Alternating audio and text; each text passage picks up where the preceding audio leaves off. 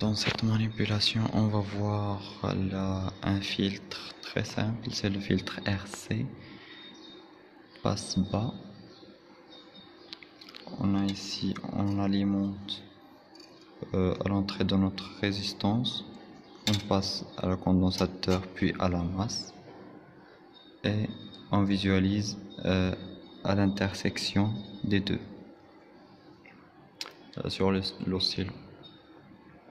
On règle ici une tension sinusoïdale d'amplitude 4,8 volts crête à crête, sans offset, et la fréquence on va la varier. On rencontre un signal sinusoïdal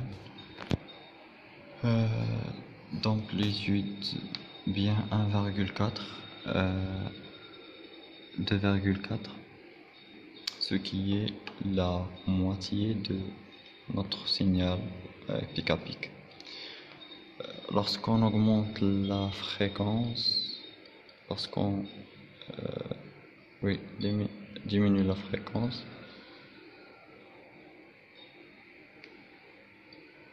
on constate que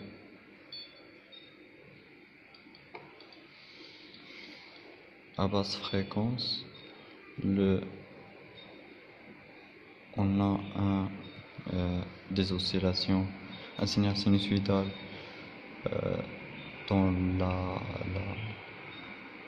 l'amplitude ne varie pas, mais lorsqu'on augmente la fréquence, on remarque que à partir d'un certain temps,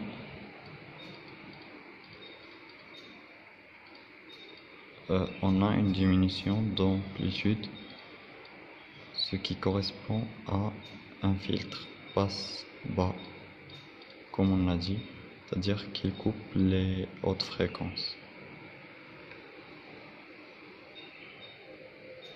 Pour mesurer la fréquence de coupure de ce filtre, on choisit une tension. Ici, on a choisi 4,8 pic à pic pour simplifier, c'est-à-dire que l'amplitude originale du signal c'est 2,4. Il est mentionné par le curseur B ici. Si on divise cette amplitude par racine de 2, on doit obtenir 1 volt, ce qui est le deuxième curseur ici, et on varie la fréquence jusqu'à avoir un signal sinusoïdal d'amplitude égal à 1 volt, ce qui est le cas pratiquement ici. La fréquence de coupure est donc correspond à 36 000 kHz, ce qui correspond à 1 sur la fréquence de coupure, c'est 1 sur de pi r fois c.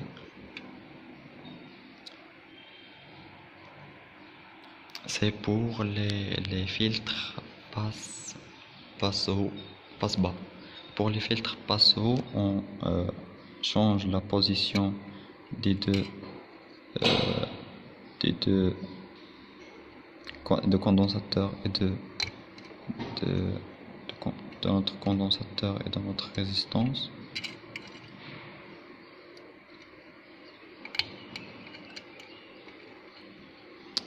Comme ceci. À haute fréquence, on récupère notre signal, alors que en basse fréquence, on a perçu que l'amplitude diminue.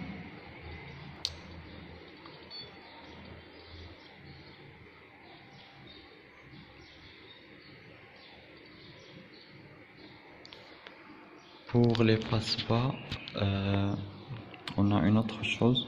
Ici, c'est que si on alimente un passe bas de premier ordre RC par une tension carrée, de fréquence, de faible fréquence, on obtient un signal carré, alors que si on augmente la fréquence, on constate que le signal devient de plus en plus triangulaire.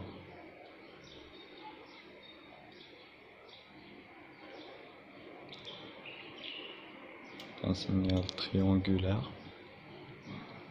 Et donc, c'est le fonctionnement, c'est l'intégrateur.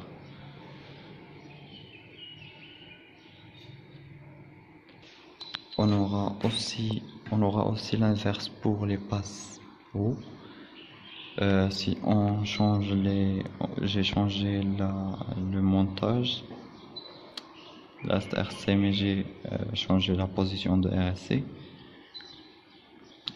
Si on utilise un signal triangulaire, ici à haute fréquence, on obtient un signal triangulaire, alors que en basse fréquence,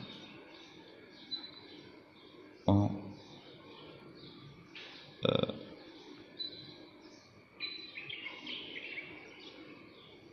constate qu'on a un signal carré.